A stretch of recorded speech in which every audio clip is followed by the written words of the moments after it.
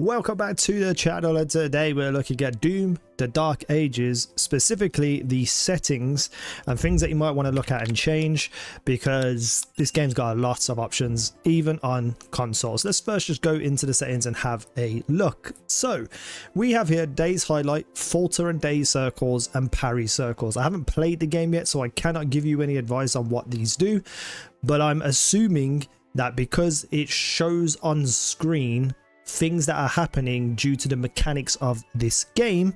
For instance, toggle circular visual effects that play when demons are in a falter or daze state. So once you get enemies to those states, you will be able to see them on screen more clearly. That's my takeaway from how it's described there. So that for me is something you should leave on and maybe think about changing later on. Now, auto sprint for me is something that has to be on. It's a must. Doom's a game about running around, getting stuck in and chaos and stuff like that. And I think if you constantly need to keep running and changing and stuff, auto sprint is definitely should be on, in my opinion. However, we'll see how the game plays and I might turn that off at a later date.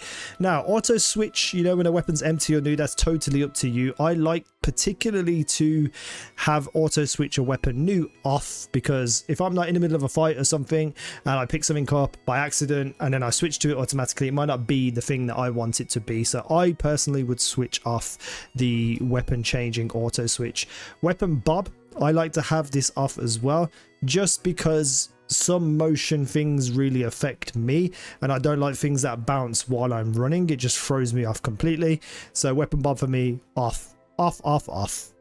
So quick switch style is a button that will be, I'll look at in the controls in a second, but when you press it, you will either have one of two actions. When you press it, you'll either go back to the weapon previous. So if you've got a shotgun, you go back to the pistol, or the next option would be if you've got a shotgun, you go to like the super shotgun or whatever's next in the list in this game. So really up to you on whether you want to be able to switch back to a weapon or forward to a weapon. And I guess it's really just kind of matters what weapon you're currently on, because if you're on a rocket launcher, you might want to go back down to a chain gun, etc., whatever weapons are in this game. So I think that's just situational. I'm going to leave it on previous myself personally, because I think it's just probably how that's meant to be. It's meant to be played that way. Right, so in this game you will have kind of like a bullet hell problem where things are being fired at you, all different colors and stuff. From what I've seen in the trailers, if they are green, means you can parry them back with your shield. So you can turn this on and change it to whatever color you want it to be. I'm just going to leave it on green because from what I've seen, it looks pretty obvious that that's the one that you should parry. But obviously for people, especially people who are colorblind in any way, shape or form, or visually impaired, I should say, you know, it might be better for you to change that up. Now, environmental screen shake, again, if you get motion sickness, it's probably good to turn this off. However, it says in-game events from the environment, so probably like when an enemy blasts through a wall or something in a cutscene, it might shake a little bit. So it's really up to you what you do here. I'm going to leave it on. Camera shake amounts in general, I usually turn this down regardless. 50% is usually good, but Doom's quite a chaotic game, so I might go down to about 30%, just completely up to you what you choose there. Then we have the shield throw seek. Right, so the shield throw is that you're going to be using in this game. Now, you can have it automatically go and seek something out, or you could turn it off completely and just go raw and actually aim at things. I think for most people starting this game, having the shield throw seek on, probably a good idea, because otherwise, you know, you're just not going to be getting the fun out of the game because you don't understand the mechanic yet. So let's go over here now to UI. There are a lot of things in here, completely up to you how you want to change it. Now, there is an FOV slider previously to coming into the settings. I just set mine to 100. You can get started at 90 and go up. I think for me 100 is pretty good. Right, so now let's go over to the UI. All up to you what you do here. Obviously, you know, I usually go with a little bit of a bigger UI, but also as well, you got things like the face avatar style. You can have none, you can have normal, or you can have the good old classic Doom, which is what I am going to use.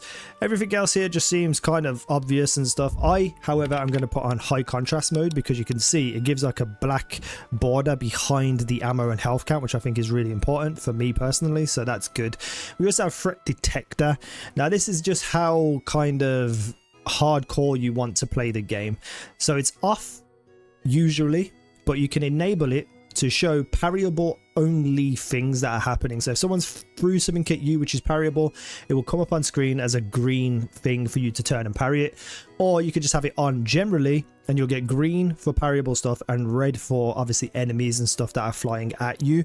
I'm going to actually put this on because I want to see what it's like before I change my mind.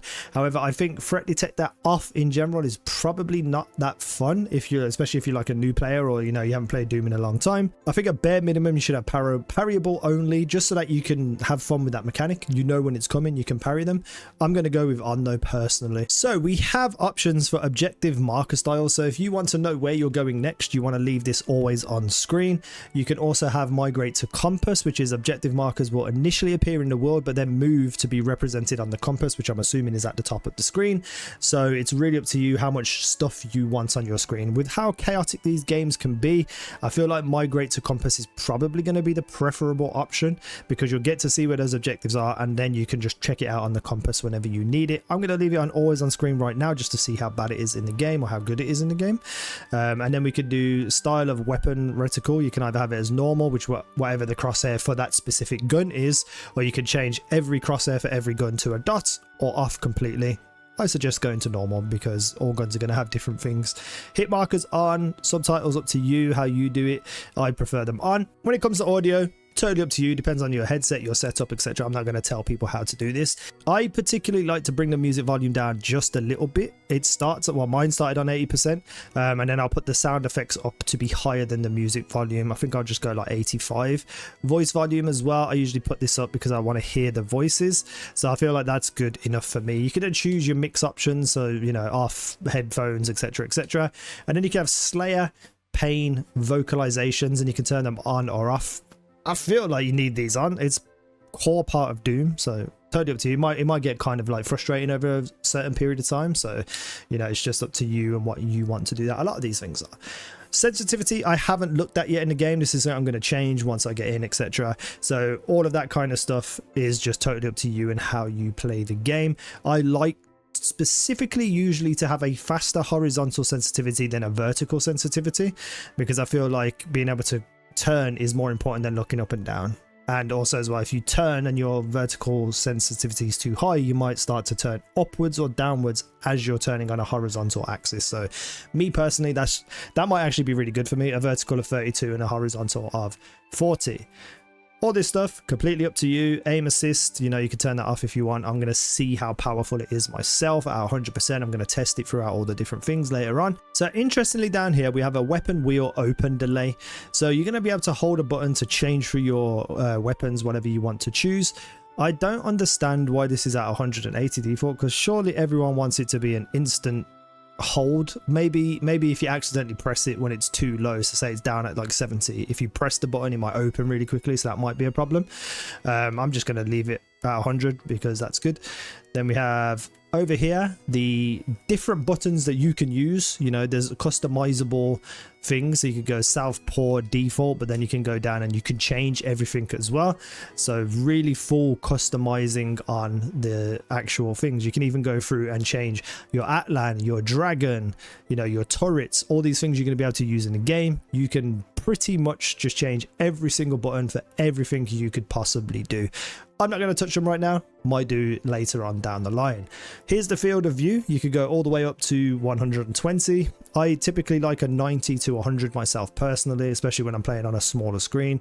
Depth of field, sharpening, going to test those out. So down here we have motion blur, and I really do like how they have the option to have medium, low, ultra nightmare, because I think that's something typically that games miss, is motion blur amounts. I usually just turn it off regardless, so I'm just going to leave it off because I think that's probably better for me. Right, now when you start a new game, you obviously can choose your difficulty and stuff. I'm probably going to play on ultra violence and then do like an ultra nightmare run after, but it tells you everything here that's involved with that level of difficulty. So for me here, the parry window is just over half, but you got a bit of challenge there with enemies being hit harder and more aggressive. So then we have some other options going into the game, so you can refine your game even more, which is insane. We've got Doom the Dark Ages supports a variety of difficulty modifiers. Combat assistance modifiers will be enabled by default on certain difficulties. These can be changed at any time. So Highly recommended for new to first person shooters. Adds significant aiming forgiveness to the Slayer's guns. So brand new newbies, that's good for you. And the same here. So we've got enemies are more susceptible to being interrupted by the Slayer's attacks. So if we go here to what we can see, even though it's on ultra violence, I can actually make the parry window smaller or larger if I wanted to. I can't remember what it was on. It was on that one, wasn't it? You can turn on those enhanced targeting and empowered attacks. Tutorials on or off, up to you. And then some of the same things that we have seen, but you can see that we have damage to the player 200%, but only damage to demons at 100%. So I'm probably going to change that to be either 125% or 150%, just so that it's not too difficult. I might do 125%. And then we've got aggression levels of the enemies. They, you know, gonna have how quick they're going to attack, how much damage they're going to do, etc. You can even improve the game speed, which means you'll have to move faster and run faster and, you know, react faster. We have days duration. The longer they are days, the more time you have to do your glory strikes and executions. I really like glory strikes and executions, so I'm probably going to set that to 100% personally. Enemy projectile speeds, slow to fast, same thing. And resource values, which means, you know, how much health and ammo you will find in the game, will make it harder or easier. So, you know, I think I'll just stay at that for now, but it's really cool that they have all these options as well. And that's it. That's the settings and everything you can change on console. I did pick up some things by pre-ordering it, so let's go and have a look at my Slayer skins before we get off. Look how cool these look. The Void one looks badass, and the Divinity one looks pretty good, but I don't understand, outside of cutscenes, are you really going to see yourself? But this game is going to be badass. I'm very excited for it. Oh, I'll take that one, and then we'll go to the dragon and use the Divinity as well. Milestones, interesting. Might have to make a video on all that stuff, but that's the video. I hope it helped. I hope, you know, if you're going to play the game in a couple of days when it comes out for real, you can have a look at these settings, decide what you want to do prior to getting into it. But there's a lot of settings here, so I wanted to make a video on it. Thank you for watching. I've been easy. Now you guys have been awesome.